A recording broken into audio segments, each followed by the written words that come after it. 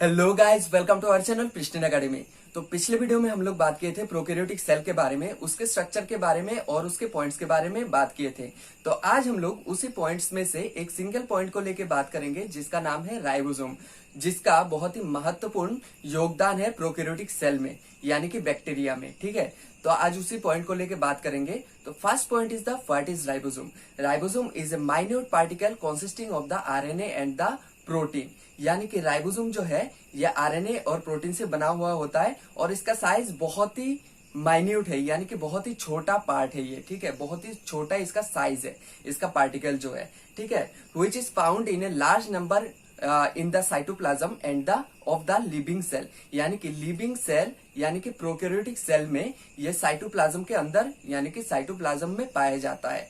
ठीक है, prokaryotic cell में जो राइबोसोम पाया जाता है ये 70S वाला राइबोसोम होता है, जिसका साइज बहुत ही माइन्यूट होता है, बहुत ही छोटा होता है, यानी कि ये अनडेवलप्ड होता है। ठीक है, अनडेवलप्ड और स्मॉलर साइज का होता है ये राइबोसोम। तो इसीलिए 70S राइबोसोम कहा जाता है प्रोकैरियोटिक सेल का जो राइबोसोम होता है। ठीक है, तो ये राइबोसोम जो होता है 70S वाला राइबोसोम, ये दो टाइप का सब यूनिट पाए जाते हैं इसमें। यानी कि इसमें जो पार्ट होता है दो टाइप का पार्ट होता है, सब यूनिट होता है इसमें, जिसका साइज है 30S और 50S। यानी कि दो टाइप का यहाँ पे सब यूनिट पाया जाता है 70S वाले राइबोसोम में। ठीक है, जिसका पॉइंट है 30S और 50S। ठीक है, और यहाँ पे S मतलब S का मतलब क्या होता है? S मतलब यहाँ पे सफेद यूनिट।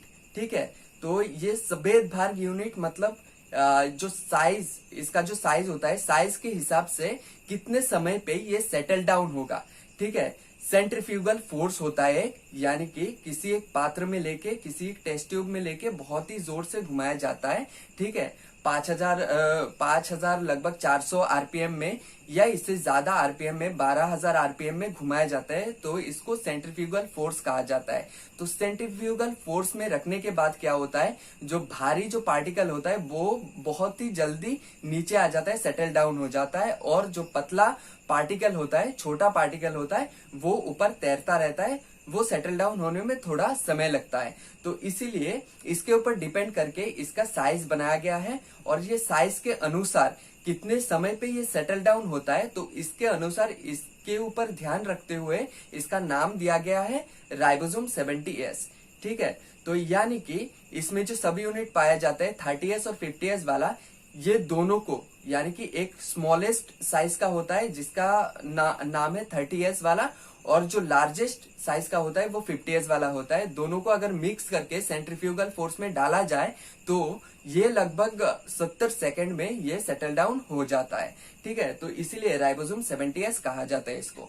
और इसका जो एस का मैंने बताया कि एस जो इसका नाम क्या है, मीनिंग क्या है एस का, ये सफेद यूनिट होता है, ये एक एकक होता है। ठीक है, और लार्ज राइबोसोम जो होता है इसका मैंने बताया कि 50S वाला जो होता है ये लार्ज साइज का होता है, और 30S वाला जो होता है ये स्मॉलेस्ट साइज का होता है। ठीक है, यहाँ पे क्या होता है, लार्ज वाला जो होता है यानी कि लार्ज वाला राइबोसोम का जो सब यूनिट है यानी कि 50S वाला राइबोसोम, तो ये क्या करता है, ये किसी अलग तरीके से काम करता है, और 30S वाला राइबोसोम जो है वो किसी अलग तरीके से काम करता है। तो पहले लार्ज राइबोसोम जो है यानी कि 50S वाला राइबोसोम जो है वो कैसे काम करता है, वो एक्चुअली काम करता है एमाइनो एसिड। ठीक है, एमाइनो एसिड जो होता है हमारे बॉडी में, यानी कि हमारे बॉडी में नहीं, प्रोकैरियोटिक सेल में यानी कि बैक्टीरिया के बॉडी में क्या होता है, एमाइनो एसिड भी पाया जाता है। तो एमाइनो एसिड को बहुत टाइप के, एक या दो,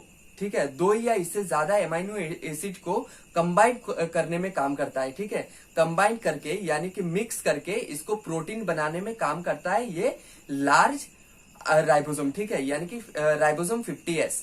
ठीक है, 50S वाला जो राइबोसोम होता है ये लार्ज साइज का होता है, ये मैंने बताया। तो ये काम करता है खास करके एमाइनो एसिड जो होता है, दो से ज्यादा एमाइनो एसिड को एकत्रित करके यानी कि कंबाइन करके इसको प्रोटीन में कन्वर्ट करना, तो ये उसका काम होता है खास करके। ठीक है, और जो स्मॉलेस्ट जो राइबोसोम होता है इसका काम क्या होता है, इसका काम होता है जो प्रोटीन है यानी कि पेप्टाइड जो है, पेप्टाइड में बॉन्ड होता है, ठीक है, बहुत सारा, यानी कि बहुत सारे एमाइनो एसिड जब आसपास आ जाए, ठीक है, आसपास आने के बाद क्या करता है, ये अट्रैक्शन होता है इसके बीच में, ठीक है, दो या इससे ज्यादा अगर एमाइनो एसिड पास आ जाए तो अट्रैक्शन होता है, तो अट्रैक्शन होते ही मतलब बहुत नजदीक आ जाता है और पेप्टाइड बॉन्ड क्रिएट करता है, ठीक है। तो 30S वाला जो है, यानी कि ये छोटा मात्रा का जो होता है, छोटे साइज का जो होता है राइबोसोम, ये क्या करता है, यहाँ पे एमाइनो एसिड पाया जाता है, तो एमाइनो एसिड को नजदीक लाने में काम करता है, ठीक है, ये 30S वाला राइबोसोम। तो यहाँ पे क्या होता है, कुछ क्वेश्चन किया जा सकता है, यहाँ पे कुछ पॉइंट्स है यहाँ पे, जैसे कि how 50S and 30S made, ठीक है, 70S, यानी कि 50S राइबोसोम और 30S राइबोसोम मिलके कैसे 70S राइबोसोम पैदा करता है, ठीक है। यहाँ पे 80S होना चाहिए था, क्योंकि यहाँ पे 50S राइबोसोम है लार्ज राइबोसोम जो होता है, और 30S होता है, ठीक है, जो स्मॉलर राइबोसोम होता है, ठीक है। तो दोनों मिलके 80S होना चाहिए था, लेकिन यहाँ पे 70S क्यों होता है, ठीक है। तो ये बहुत बड़ा एक पॉइंट है, ठीक है। तो यहाँ पे अगर देखा जाए तो मैंने बताया कि सेंट्रीफ्यूगल फोर्स, ठीक है, अगर 50S वाला जो लार्ज वाला जो राइबोसोम है, ये क्या होता है, सेंट्रीफ्यूगल फोर्स में अगर डाला जाए तो बहुत ही कम समय में ये सेटल डाउन हो जाता है, ठीक है। तो ये एक तरीके से काम करता है, और 30S वाला जो है इसका थोड़ा ज्यादा समय लगता है, ठीक है, 30S वाला जो राइबोसोम है, क्योंकि ये बहुत ही छोटा होता है 50S के तुलना में, ठीक है। तो ये अलग अलग कॉन्फ़िगरेशन आ जाता है यहाँ पे, ठीक है। अगर दोनों को साथ में डाला जाए, साथ में कंबाइन करके, ठीक है, कंबाइन करके अगर डाला जाए सेंट्रीफ्यूगल फोर्स में, लगभग 70 सेकेंड में ये सेटल डाउन हो जाता है पूरे तरीके से, ठीक है। तो इसीलिए इसको 70S कहा जाता है, ठीक है। ठीक जैसे यूकैरियोटिक सेल में क्या होता है, 60S और 40S, ठीक है, दोनों को अगर कंबाइन कर दिया जाए तो कितने समय में सेटल डाउन होता है, 80 सेकेंड में, यानी कि सेटल डाउन हो जाता है, ठीक है। तो इसका जो होता है राइबोसोम 80S कहा जाता है यूकैरियोटिक सेल का, ठीक है। लेकिन प्रोकैरियोटिक सेल में 70S है, ठीक है। और एस यूनिट का मैंने मीनिंग बताया कि सब्दिवार्ग यूनिट होता है, ठीक है। और यहाँ पे 70S जो होता है made up of 60% of RNA and 40% of protein, यानी कि ये प्रोकैरियोटिक सेल में जो राइबोसोम पाया जाता है, यानी कि 70S वाला राइबोसोम, ये क्या होता है, 60% ये RNA से बना हुआ होता है, जिसमें tRNA, mRNA और rRNA होता है, ठीक है। और बाकी 40% जो होता है यहाँ पे पेप्टाइड और प्रोटीन पाया जाता है, यानी कि 70S राइबोसोम जो होता है प्रोकैरियोटिक सेल का, ये 60% RNA और 40% पेप्टाइड और प्रोटीन से मेड अप होता है, यानी कि बना हुआ होता है, ठीक है। 50S वाला जो राइबोसोम होता है, इसमें क्या पाया जाता है, rRNA और mRNA, यानी कि राइबोसोमल RNA और मैसेंजर RNA, ठीक है। ये दो टाइप का RNA पाया जाता है, और rRNA ये दो टाइप का पाया जाता है फिर, ठीक है। तो ये सब पार्ट होता है rRNA का, जिसको कहा जाता है 23S और 5S। तो ये दो टाइप का rRNA पाया जाता है, ठीक है, विथ प्रोटीन, यानी कि प्रोटीन के साथ ये rRNA पाया जाता है, यानी कि राइबोसोमल RNA पाया जाता है 20S और 5S वाला, ठीक है। दो टाइप का rRNA पाया जाता है और साथ में mRNA पाया जाता है विद द प्रोटीन के साथ, ठीक है। और यहाँ पे क्या होता है, 30S RNA जो स्मॉलेस्ट RNA होता है, राइबोसोमल RNA जो होता है, ठीक है। तो ये इसमें क्या पाया जाता है, 30S वाला जो राइबोसोम होता है, इसमें क्या पाया जाता है, इसमें tRNA और साथ में mRNA भी पाया जाता है, ठीक है। तो यहाँ पे अगर देखा जाए तो मैंने बताया कि राइबोसोम का काम क्या होता है, ठीक है। तो राइबोसोम का काम बेसिकली होता है, जो एमाइनो एसिड होता है, एमाइनो एसिड को कन्वर्ट करके प्रोटीन में या पेप्टाइड में परिवर्तित करना, ठीक है। तो यहाँ पे क्या करता है, दो या इससे ज्यादा एमाइनो एसिड को ये कंबाइन करता है, मिक्स करता है, ठीक है। तो मिक्स करने के बाद क्या करता है, ये पेप्टाइड और प्रोटीन में कन्वर्ट कर देता है। तो ये खास करके काम होता है राइबोसोम का, ठीक है, प्रोकैरियोटिक सेल में, ठीक है। जो 70S वाला राइबोसोम होता है, तो यही बेसिकली काम होता है इसका। और ये जो प्रोटीन और पेप्टाइड बनाया जाता है, इसको संचय भी करता है, यानी कि सेव भी करके रखता है आपातकालीन समय के लिए, ठीक है।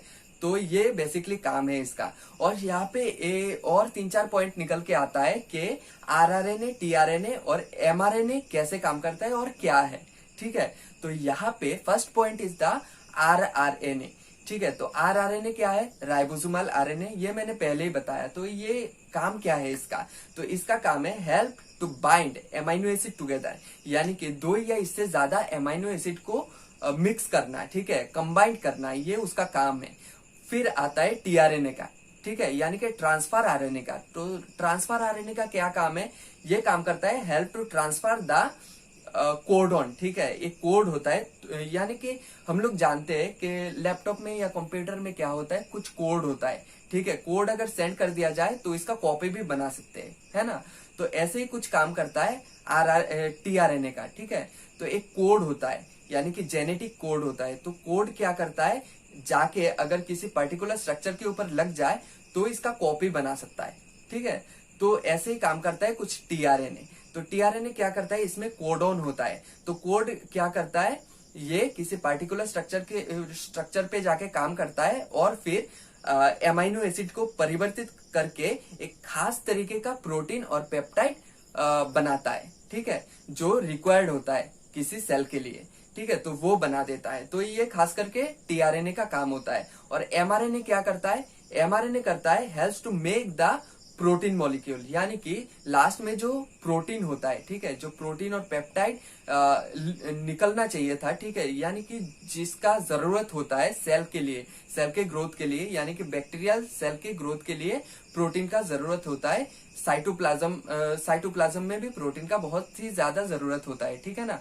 तो जिस पार्टिकुलर टाइप के प्रोटीन का जरूरत होता है वही टाइप के प्रोटीन यहाँ पे मेडअप करता है, यानी कि बनाता है एमआरएनए, ठीक है। और कोडॉन कहाँ से मिलता है? इसका जो प्रोटीन का पार्टिकुलर प्रोटीन का जो कोड होता है वो तो टीआरएनए ही भेजता है, ठीक है ना। तो ये खास करके आरआरएनए, टीआरएनए और एमआरएनए काम करता है प्रोटीन बनाने में, एमाइनो एसिड से प्रोटीन बनाने में ये तीनों आरएनए काम करता है। और राइबोसोम के अंदर ये तीनों आरएनए पाया जाता है। और राइबोसोम का खास करके यही काम है कि एमाइनो एसिड, दो से ज्यादा एमाइनो एसिड को किसी खास तरीके के प्रोटीन में कन्वर्ट करना, ठीक है। तो यही बेसिकली स्ट्रक्चर है राइबोसोम का और यही बेसिकली काम है ना।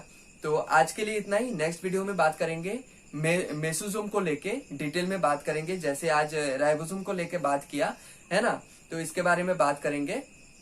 और बाद में धीरे धीरे बाकी पॉइंट्स में जाएंगे, डिटेल में बात करेंगे, ठीक है। तो आज के लिए इतना ही।